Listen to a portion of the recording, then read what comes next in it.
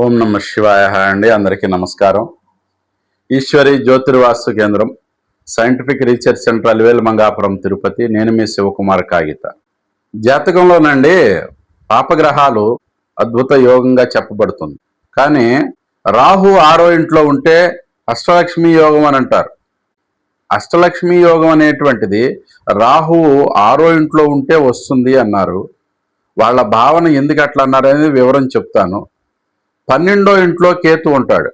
12వ ఇంట్లో కేతు ఉన్న వాళ్ళకి మోక్షకారకుడు కేతు, మోక్షాన్ని ఇస్తాడు. వీళ్ళు 12వ ఇంట్లో కేతు ఉన్న వాళ్ళు జీవితంలో ఈ రాహు ప్రభావం వాళ్ళ మీద ఎట్లా పనిచేస్తుంది? వాళ్ళు 12వ ఇంట్లో కేతు ఉన్నవాళ్ళు వైరాగ్య యోగం కలిగి ఉంటారు, వైరాగ్యంలో ఉంటారు. అన్నీ ఉన్నా కూడా నాకేమీ అవసరం లేదు అని అనుకుంటారు. వీళ్ళు కర్మయోగులు.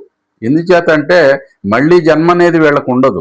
దానివలన కొంతమంది పెళ్ళిళ్ళు అవ్వకపోవచ్చు, కొంతమంది పిల్లలు పుట్టపోవచ్చు. ఎందుకనంటే కృతజన్మానుసారం ఏదైతే ఉందో దాన్ని అనుభవించడానికి మాత్రమే వాళ్ళు జన్మిస్తారు. ఆ కర్మనంతా అనుభవించేసి తర్వాత వాళ్ళు కాలం చేస్తారు. అట్లా ఏజ్ పరంగా కూడా ఈ ఏజ్లో కాలం చేస్తారని కూడా చెప్పలేము. ఎందుకంటే వాళ్ళ కర్మ ఎప్పుడు తీరితే అప్పుడు కాలం చేసిన వాళ్ళు ఉంటారు.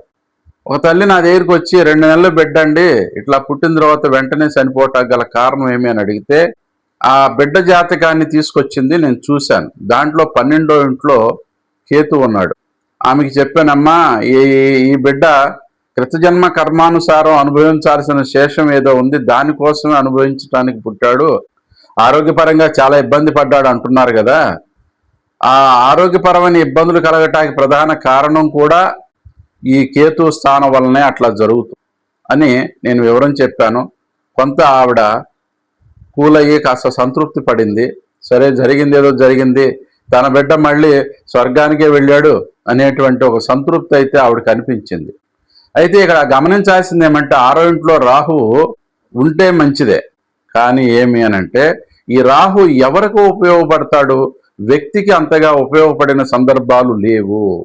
మరి వ్యక్తికి లేకపోతే ఇంకెందుకు ఎవరికి ఉపయోగపడుతున్నాడు అని అంటే సంతానానికి ఉపయోగపడుతున్నాడు.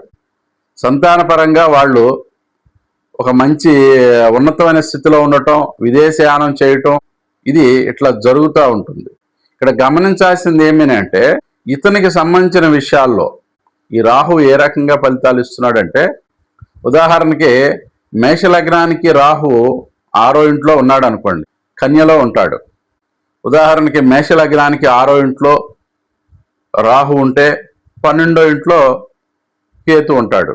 దీన్ని చూస్తే మీరు చేసేటువంటి వృత్తిలో ఒక మంచి గుర్తింపు, అట్లాగే మంచి గుర్తింపు, మంచి చాకచక్యం, మీరు ఎవరూ చేయలేనటువంటిది మీరు చేసి చూపిస్తారు.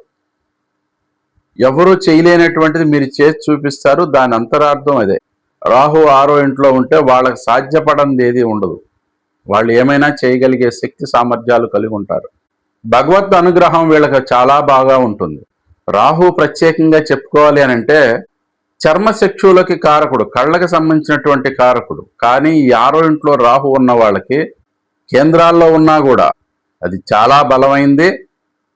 అది ఏమి అని అంటే వాళ్ళకి జ్ఞాన నేత్రం అనేది ఉంటుంది అని అంటారు.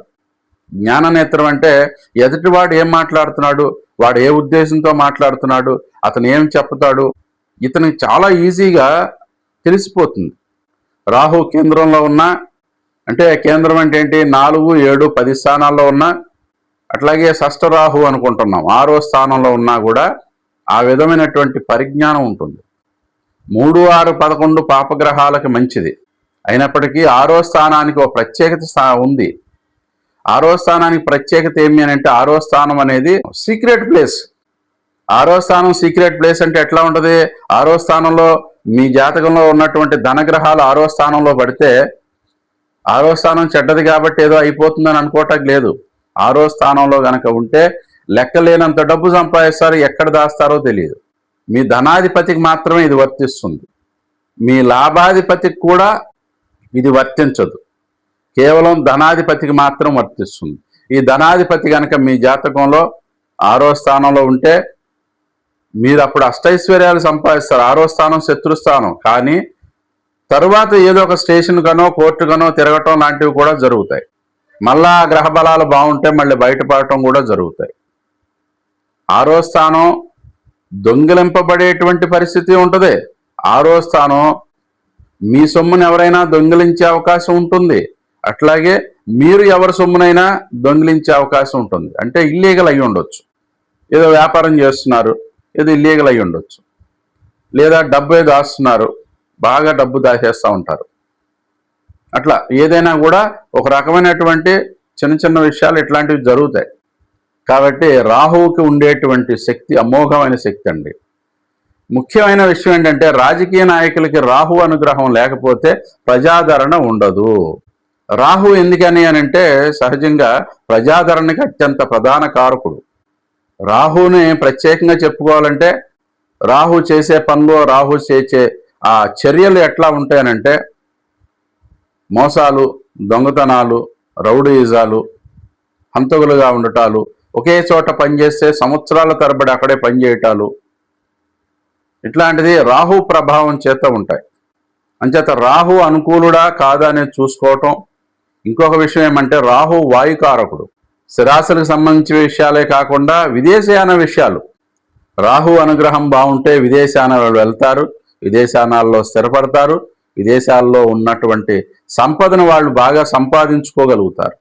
రాహు ముఖ్యంగా చెప్పుకోవాల్సిన విషయాలు ఏమి అనంటే వృషభం కానీ, మిథునం కానీ, సింహంలో కానీ, మకరంలో కానీ, కుంభంలో కానీ, మేషాల్లో గనక రాహు ఉంటే వాళ్ళకి విదేశాన అవకాశం ఉంటుంది.